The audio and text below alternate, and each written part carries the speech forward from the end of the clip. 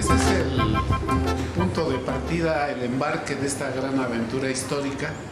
en la que jugaron al proceso electoral con la candidatura del ingeniero. El PPS, ¿qué discutió? ¿Qué tanto le costó trabajo? ¿Y cuáles fueron los elementos por los cuales ya no fueron al siguiente paso de la disolución del Frente Democrático y de la iniciativa de una parte importante del Frente Democrático de crear lo que hoy es el Partido de la Revolución Democrática? En principio, para el Partido Popular Socialista fue muy exitosa la alianza que se dio entre todas estas fuerzas políticas encabezadas por el ingeniero Cárdenas en lo que fue la campaña electoral de 1988 y su triunfo en las urnas, por qué no decirlo, de la opción del ingeniero a la presidencia de la República, y por eso siempre consideró nuestra organización política que no era conveniente de ninguna manera disolver el Frente Democrático Nacional. Después de ese exitoso combate, lo que quedaba era recomponernos de nueva cuenta para seguir combatiendo en tiempos no electorales, pero ahora por demandas económicas y sociales muy sentidas de la población mexicana, mientras preparábamos el siguiente combate electoral con el propio ingeniero Cárdenas a la cabeza. Por esa razón, nunca estuvimos de acuerdo en que se diera por muerto el Frente Democrático Nacional. Se le dijo al ingeniero Cárdenas, por nuestros compañeros dirigentes nacionales, que no era conveniente tomar esa decisión de acabar con el Frente y formar un nuevo partido político en esas circunstancias de combate. Es decir, había que conservar la unidad frente a los enemigos que se habían impuesto en la presidencia de la República después de un espantoso fraude electoral. Nosotros recordamos todavía la participación de nuestra compañera diputada Marcela Lombardo en la inauguración, en la toma de posesión de los diputados y de los legisladores del Frente Democrático en 88, como señalaba que se asistía a una sesión del arranque de la legislatura, pero después de un golpe incruento que las fuerzas reaccionarias habían dado a la presidencia de la República, porque llegaba al cargo del Poder Ejecutivo una persona que no había obtenido la mayoría de los sufragios ciudadanos en este país. Y entonces que ella esperaba en ese momento y hacía un llamamiento a los legisladores que se instalaban bajo este combate tan interesante del Frente Democrático, que se continuara con la lucha y con la pelea hasta encontrar la participación más abierta de todas estas fuerzas progresistas en el combate de los tecnócratas. Por eso entonces nos opusimos siempre a que se acabara el frente por una parte y a que se redujera la lucha del ingeniero Cárdenas con un solo partido, en vez de mantener el liderazgo de los 4 partidos políticos que hasta entonces habían formado parte de este gran frente. Por esa razón ya no se iba a asistir a esa formación de lo que sería el Partido de la Revolución Democrática, porque era ya particularizar otra vez un proyecto de nación y ya no contar con el consenso de muchas organizaciones políticas que tenían la coincidencia esencial de luchar por la soberanía nacional, por la independencia económica del país, por el fomento de nuestro sistema democrático cada vez que fuera más amplio y por la elevación del nivel de vida de toda nuestra población en sus diferentes matices. Pero claro, el ingeniero Cárdenas no escuchó, no oyó esta recomendación y en uso de su libertad, con su agrupación, hizo todo lo necesario por constituirse en la fuerza política que conocimos inicialmente y en la que ahora conocemos, con el aval ya y el registro del Partido Mexicano Socialista. ¿Consideras, en función de esta línea de razonamientos políticos, que esa decisión influyó para que posteriormente desapareciera el PARM, el Frente Cardenista y el PPS. No, de hecho la vida de nuestras organizaciones, el Partido Popular Socialista, el propio PAN, el PST y su transformación en partido, el Frente Cardenista, estaba limitada a nuestro juicio. Nosotros entendimos que nuestro combate frontal como PPS ante el grupo tecnócrata neoliberal nos tenía al borde ya de la decadencia, porque entendimos que el Partido Popular Socialista nunca había tenido la necesidad de pelear tan frontalmente con una organización política como la de los tecnócratas hasta ese momento. Pero allí ya no había para dónde dar. Si antes habíamos tenido posiciones a veces muy discutibles para la izquierda en general, con alianzas transitorias por determinados puntos coincidentes con fuerzas del Partido Revolucionario Institucional, otras veces con combates también afines con el Partido Comunista y otras organizaciones y agrupaciones de corte popular, ahora era imposible que el PPS hiciera alianzas con un partido político que llevaba al despeñadero al país. Entonces entendimos que el PPS no tenía otra salida que seguir enfrentando hasta el último momento y dando la pelea en todos los frentes, incluso en el parlamentario, como sí se hizo, en contra de las medidas impulsadas por ese grupo gobernante que hoy todavía mantiene el monopolio de los destinos de la nación. Esa es la verdad. Y entonces, sin cortapisa ninguna, había que seguir enfrentados a Salinas de Gortari y a todo el grupo que hemos señalado que habían sepultado los principios y los postulados de la Revolución Mexicana. El PPS no tenía, a juicio nuestro, otra salida. Y había que morir en esa pelea. Desde esa vertiente histórica lombardista, ¿cómo valoras, cómo evalúas los claroscuros de los 10 años de los gobiernos perredistas de ese partido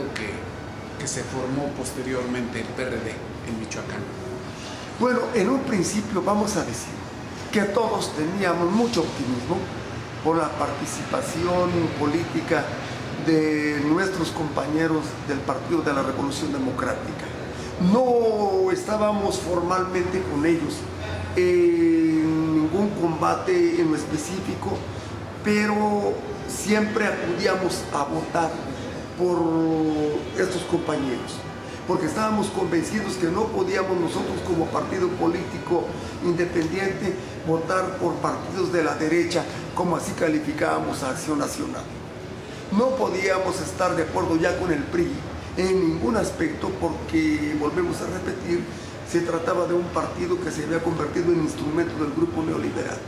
No teníamos otra alternativa que estar con nuestros compañeros antiguos del Frente, ahora ya en su partido específico, pero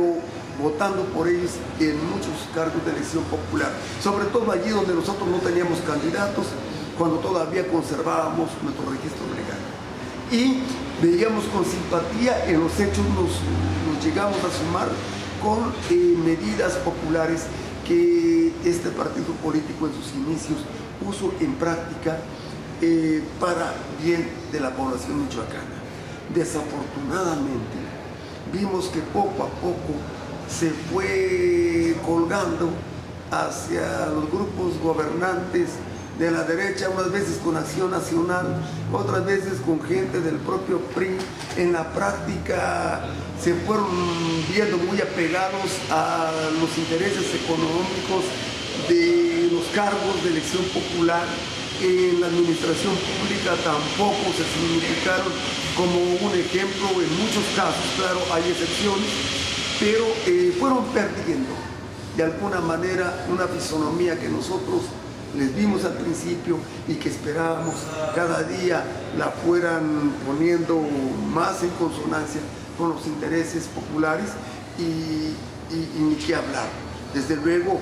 entendimos que tenían también presiones brutales. Ellos no fueron nunca, ni han sido nunca, los que han llevado los destinos nacionales de este país, es decir, con un gobierno como los tecnócratas encima. Entendimos que muchas cosas de esas pues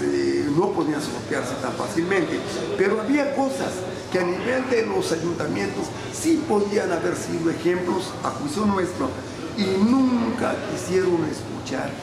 a otras fuerzas políticas que les hablaban de tono diferente, como para contribuir con sus juicios en un gobierno distinto, y se fueron anquilosando, burocratizando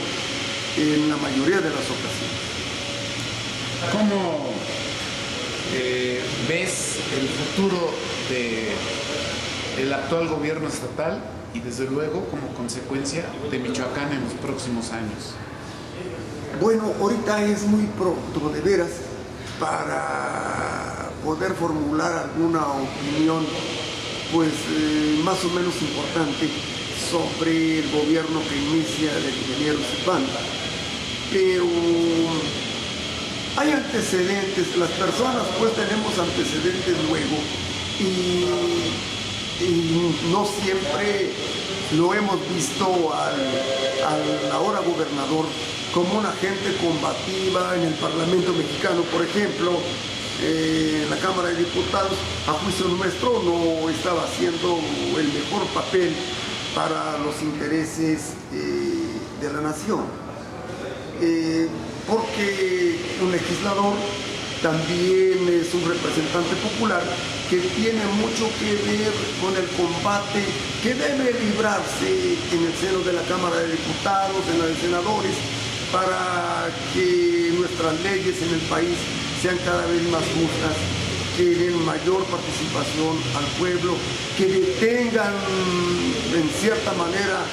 pues lo que más se pueda la intervención tan tremenda del capital extranjero,